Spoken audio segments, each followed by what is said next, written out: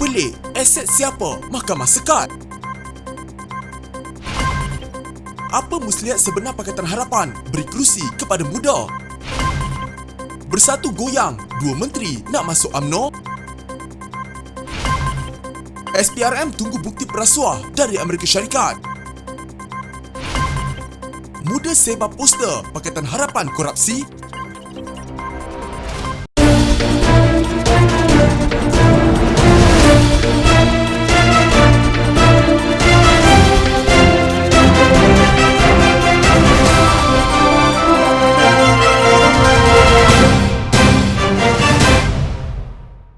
Bekas Perdana Menteri Najib Razak berkata dia tidak mempunyai 681 juta American dollar bersamaan 2.6 bilion ringgit yang dituntut oleh 1MDB dan anak syarikatnya. Ini susulan keputusan Mahkamah Tinggi Kuala Lumpur yang mengeluarkan perintah injunksi Mariva ex parte untuk membekukan aset bekas Perdana Menteri itu dan hanya membenarkannya mengeluarkan tidak lebih RM100,000 sebulan daripada akaun banknya untuk perbelanjaan sehari hidup. Entah kenapa 1MDB fikir saya ada 2.6 bilion ringgit iaitu 681 juta American dollar untuk bayar pampasan. Saya tak ada wang untuk bayar tuntutan cukai 1.7 bilion ringgit LHDN iaitu Lembaga Hasil Dalam Negeri. Di 1MDB ingat, saya ada wang untuk bayar 2.6 bilion ringgit. Saya tiada aset berjumlah 681 juta American dollar, katanya dalam satu hantaran di Facebook. Menurut siasatan pihak berkuasa di Amerika Syarikat, pada Mac 2013, Najib menerima 681 juta American dollar yang diselewengkan daripada 1MDB. Daripada jumlah itu, 620 juta American dollar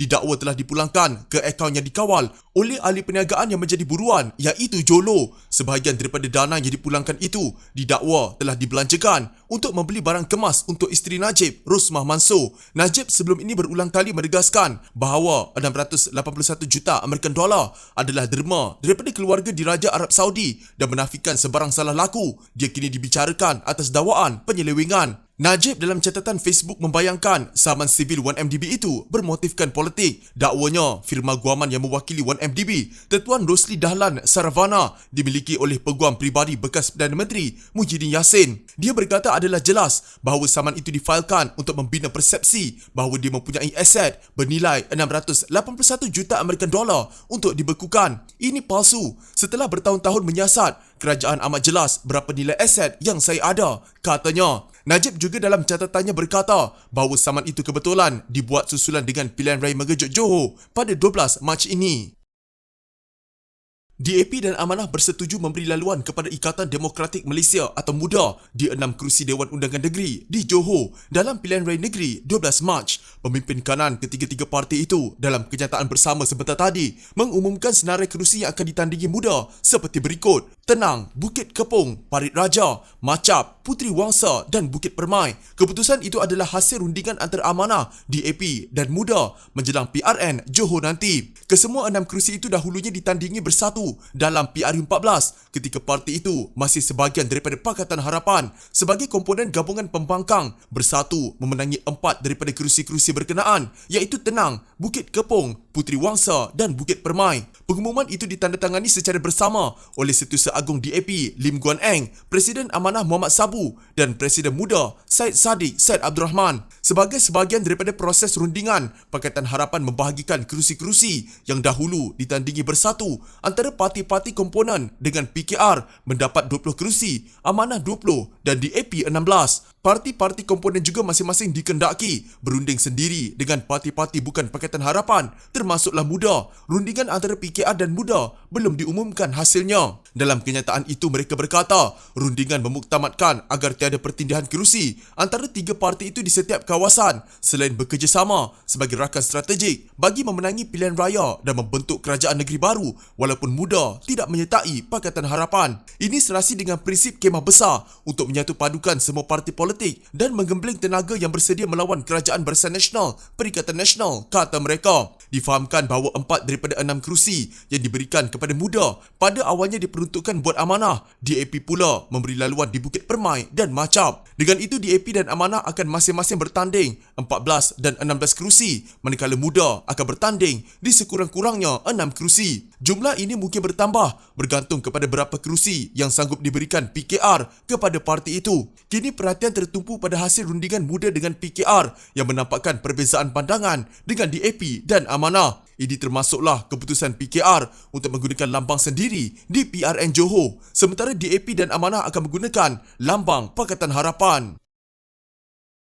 Setiausaha Agung Bersatu Hamzah Zainuddin berkata spekulasi dua menteri daripada parti itu akan menyertai UMNO adalah perang psikologi daripada pihak tertentu. Beliau berkata spekulasi itu juga digunakan hanya untuk menjatuhkan Bersatu pada pilihan raya negeri Johor. Perang psikologi orang dalam politik ini adalah untuk kepentingan mereka berjuang untuk parti mereka. Jadi itu biasalah berlaku. Kenapa nak berlaku bila nak PRN Johor? Hanya untuk memaklumkan pada rakyat Johor, kau jangan percaya Bersatu. Pemimpin dia pun nak balik UMNO, katanya pada sidang media selepas mesyuarat jawatan kuasa induk pengurusan warga asing di Sabah. Beliau berkata demikian ketika ditanya mengenai spekulasi dua menteri daripada Bersatu akan menyertai UMNO. Hamzah berkata, jika laporan itu hanya spekulasi, tidak perlu mempercayainya. Katanya, jika pemimpin Bersatu sendiri mengumumkan keluar parti itu, laporan itu boleh dipercayai. Nama pun spekulasi. Senang je kalau spekulasi tak usah percaya. Kalau surat layang, lagi jangan percaya. Kalau diumum oleh orang betul-betul nak keluar, percayalah. Orang cerita pasal spekulasi ini adalah perang psikologi. Itu cara nak psikologi orang.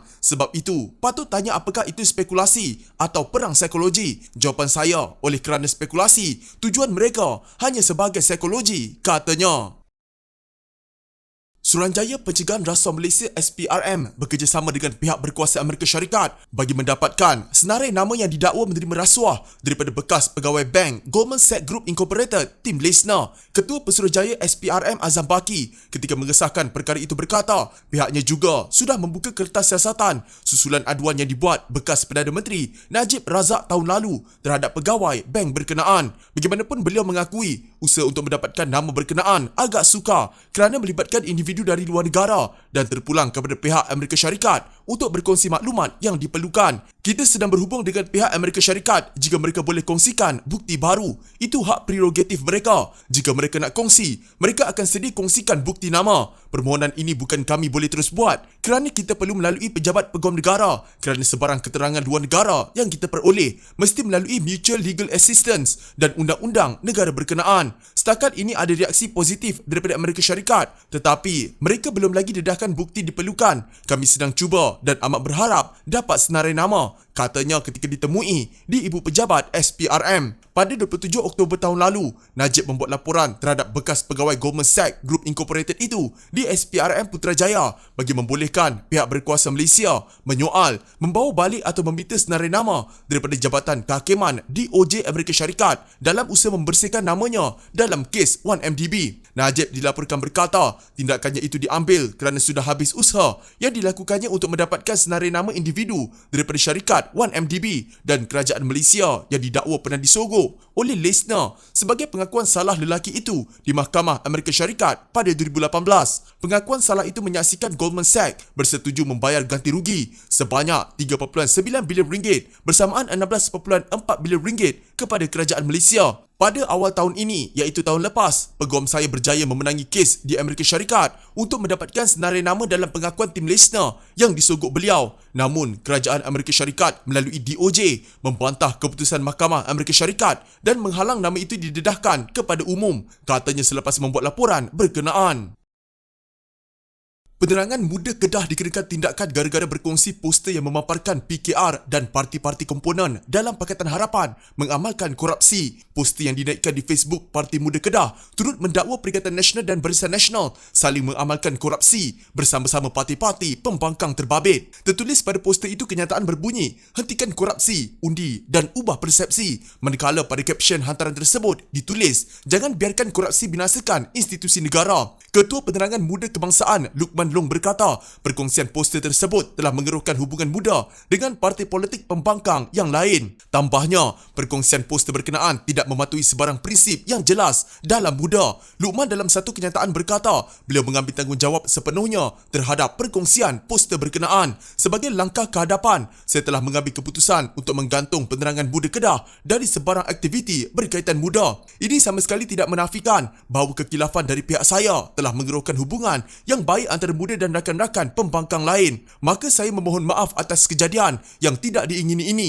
dan bersedia untuk mengambil tanggungjawab sebagai Ketua Penerangan Muda dengan apa-apa keputusan dan tindakan disiplin dari Muda Nasional, katanya. Poster tersebut telah pun dipadam daripada Facebook Parti Muda Kedah. Muda yang dipimpin bekas Menteri Belia dan Sukan Syed Saddiq Syed Abdul Rahman sebelum ini mengumumkan kerjasama dengan PKR, DAP dan Amanah dalam pilihan raya negeri Johor. Amanah dan DAP bersetuju untuk membenarkan muda bertanding di 6 Dewan Undangan Negeri yang dipertandingkan kedua-dua parti itu sebelum ini. Sementara PKR pula dilaporkan akan menyerahkan 3 DUN kepada muda untuk dipertanding dalam PRN Johor yang akan berlangsung bulan depan.